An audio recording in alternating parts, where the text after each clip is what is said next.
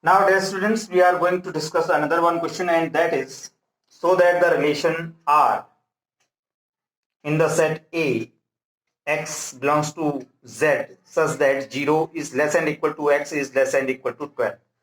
This is the set A. This is question number 9. Set A is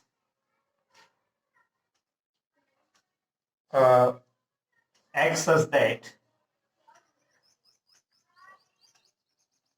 x belongs to z, such that 0 is less than equal to 12. This is the set, and we can say that one, these are the elements 0, 1, 2, dash dash up to 12. And the relation given on that is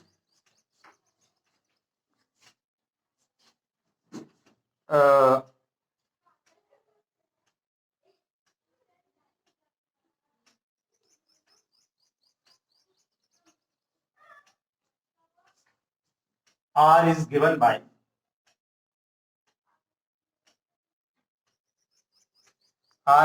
by where is it? A comma B such that A equal to B. This is the relation which you have to prove.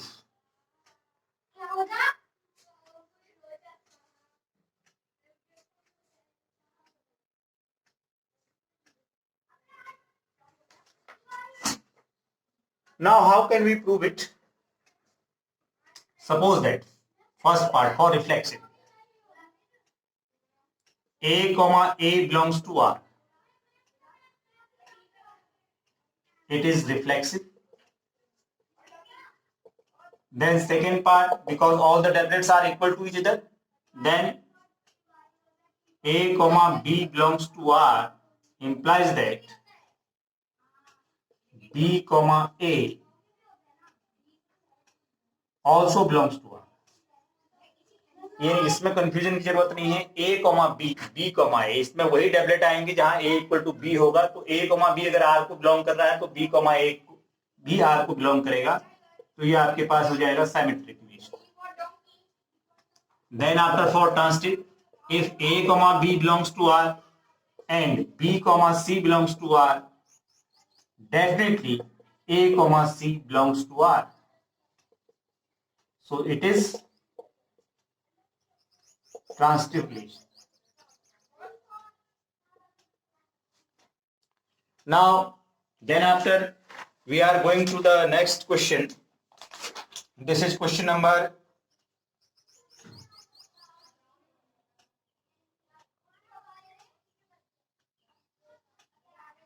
10. Give an example of a relation which is symmetric but neither reflexive. I think you can do these questions yourself.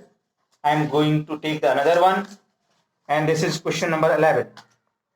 So that the relation R in the set A of points in a plane given by, that means this is question number 11. Set A is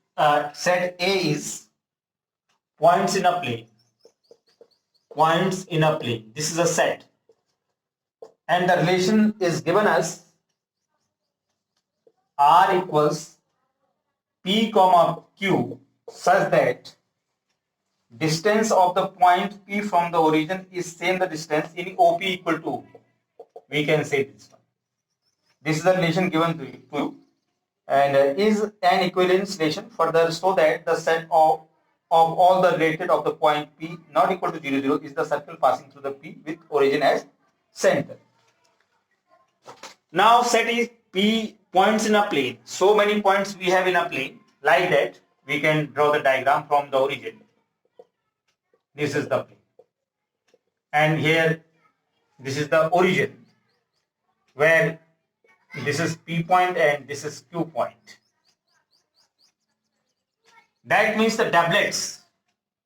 Suppose if I am taking the distance of OP and distance of OQ, OP equals to OQ. This is in the form of A comma A belongs to R. So it is reflexive. A comma A, यहाँ पर जो A comma A है, मैं OP की distance को A ले रहा हूं, तो OQ की डिस्टेंस भी A ही होगी. कहने का मतलब ये है ए यहाँ कोई ऑर्डर्ड पेयर नहीं है, क्योंकि यहाँ डिस्टेंस रिलेटेड फॉर्मूला है, तो ओपी और ओक्यू सेम होंगे, ए कॉमा ए के फॉर्म में होंगे। तो ओपी इक्वल टू ओक्यू, क्योंकि रिलेशन हमको यही दे रखा है, इसी को यूज करेंगे। इसके बिहाफ पर हमने दिखाया कि ए कॉमा ए यहाँ पर डिस्टेंस को रिप्रेजेंट कर रहा है, distance comma distance belongs to R, so it is reflexive. फिर इसके सेकंड पार्ट में आएंगे हम सिमेट्री प्रूव करने के लिए। तो हम ओपी इक्वल टू ओक्यू कहें या ओक्यू इक्वल टू ओपी कहें, बात एक ही है। अगर ओपी की डिस्टेंस ए है, ओक्यू की डिस्टेंस भी सेम रहेगी, या ओक्यू की डिस्टेंस ओपी के इक्वल कहें, तो बात एक ही है। इसलिए क्या हो जाएगा, सिमेट्रिक रिलेशन हो जाएगा, सिमेट्रिक हो जाएगा। थर्ड बारी आती है हमारी, एक पॉइंट हम यहां कहीं और ले लेते हैं, इस पर आर, लेट पॉइंट आर, या इसको कुछ दूसरा मान लीजिए, पॉइंट एस मान लीजिए, point S belongs to R. तो क्या हो जाएगा, if OP equals OQ and OQ equal to OS, definitely OP equal to OS भी होगा। यानी ओपी की ओक्यू से डिस्टेंस इक्वल है, तो ओक्यू की ओएस से भी डिस्टेंस इक्वल होगी, तो डेफिनेटली ओपी की भी ओएस से डिस्टेंस इक्वल होगी। तो ये क्या हो गया आपके पास, ट्रांसिटिव हो गया, ट्रांसिटिव रिलेशन। अब आपको साथ में प्रूव करना है कि ये जो होगा ये सर्किल को रिप्रेजेंट करेगा, ये सारे पॉइंट पी क्यू एस जो है वो सर्कमफ्रेंस पर होंगे, केवल इसका जो ओरिजिन है, ओरिजिन के जो कोऑर्डिनेट्स होते हैं वो 0,0 होते हैं, इनको छोड़ करके। तो डेफिनेटली आप देखें OP equal to OQ equal to OS equal to OT, हम कहीं और एक पॉइंट ले लेते हैं, ओटी ले लेते हैं या ओएक्स ले लेते हैं, ये सब इक्वल होंगे। तो किसी भी फिक्स पॉइंट से अगर प्लेन पर डिस्टेंसेस इक्वल हैं तो डेफिनेटली ऐसा जो भी हम फिगर ऑब्टेन करते हैं उसको सर्किल कहते हैं, सो इट इज अ सर्किल। ये पॉइंट हो गया, ये प्रूफ भी हो गया। इसके बाद हम अगले क्वेश्चन की बात करते हैं। So that the relation R defined in the set A, R equal to T1, T2, T1 is similar to T2 is equivalence relation. Consider three right triangles T1, T2 and T3 with sides. Sides are given to which triangles among T1, T2, T3 are related. यानी हम question number 12 की बात करें तो set जो दे रखा है, triangles का सेट है आपके पास, सेट ऑफ ट्रायंगल्स है, और इसके लिए रिलेशन आपको दे रखा है T1, T2 such that T1 similar T2। तो सिंपल सा क्वेश्चन है, इसको वर्बली भी हम डिक्टेट कर सकते हैं। T1, T1 belongs to R, तो सीधी सी बात है ये रिफ्लेक्सिव हो गया। और इसके बाद सेकंड पार्ट इसका लेते हैं, T1, T2 सिमिलर है R के, तो डेफिनेटली T2, T1 भी सिमिलर होगा R के। तो ये आपके पास सिमेट्रिक हो गया। और इसके बाद मैं यहां पर इसको कर ले रहा हूं, आप इसको इधर देख लें। थर्ड आपके पास ट्रांसिटिव है, यहां पर आप अज्यूम कर लेंगे let T3 belongs to R, T3 belongs to R, तो T1, T2 belongs to R and T2, T3 belongs to R, तो डेफिनेटली T1, T3 जो है वो भी R को बिलोंग करेगा। तो ये आपका कैसा रिलेशन हो गया, ट्रांसिटिव रिलेशन हो गया। तो जब कोई रिलेशन रिफ्लेक्सिव हो, सिमेट्रिक हो और ट्रांसिटिव हो, तो ऐसे रिलेशंस को हम क्या कहते हैं, इक्विवेलेंस रिलेशन कहते हैं। इसमें एक लाइन और लास्ट में इसने ऐड कर दी है आपके लिए।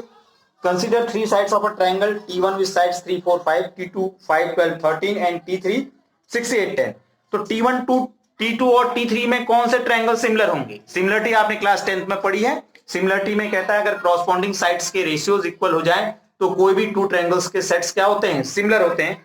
तो अगर हम इसमें देखें T1 और T3 को देखें, 3/6 1/2, 4/8 1/2 आएगा और 5/10 1/2। तो T1 और T3 ट्रायंगल्स की क्रॉसपोंडिंग साइड्स के रेशियोज इक्वल आ रहे हैं, इसलिए आप कहेंगे कि T1 और T3 जो हैं सिमिलर ट्रायंगल्स के पेयर हैं। और जो T2 है उस ट्रायंगल की साइड्स का रेशियो किसी के साथ भी इक्वल नहीं आएगा, इसलिए ये किसी के भी सिमिलर नहीं होगा। इसके बाद हम अगला क्वेश्चन देखते हैं, 14th question, I think 14th ही है, हाँ 13th question. So that the relation are defined in the set of all polygons P1, P2, the same number of sides is an equivalence relation। तो ये बिल्कुल ये T1, T2 की तरह हो गया। कोई भी पॉलीगन किसको कहा जाता है, ऐसी कोई भी पिक्चर या ऐसा कोई भी फिगर जिसमें मोर देन 2 साइड्स होती हैं उसको पॉलीगन कहा जाता है। सबसे पहले इसमें ट्रायंगल सबसे छोटा पॉलीगन है, इसको आपने इक्विवेलेंस दिखाना है। आई होप सो आप इसको इजीली दिखा सकते हैं। जैसे आपने P1 और P2 ले लिया तो P1, P1 अपने आप R को बिलोंग करेगा। आप लोग कोशिश करेंगे, आई थिंक हो जाएगा ये क्वेश्चन। और 14th एंड 15th वो भी बिल्कुल इसी तरह के हैं। फिर अगर इसमें लेटर ऑन कोई आपको कंफ्यूजन होगा तो उसको हम डिस्कस करेंगे। तो डियर स्टूडेंट्स, आज के लिए इतना ही। कल हम लोग फंक्शन को डिस्कस करेंगे। तो होप सो कि all the students have completed the exercise 1.1 and from my side I have discussed all the questions which have little bit confusion in their languages, and I think all the queries you have find out from my video lectures. Thank you all for today.